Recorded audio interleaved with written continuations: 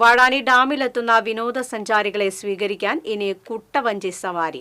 കാക്കനിക്കാട് tribal eco development കമ്മിറ്റിയുമായി സഹകരിച്ചുകൊണ്ടുള്ള കുട്ടവഞ്ചി സവാരിയുടെ ഉദ്ഘാടനം Xavier Chittilappilly MLA നിർവഹിച്ചു.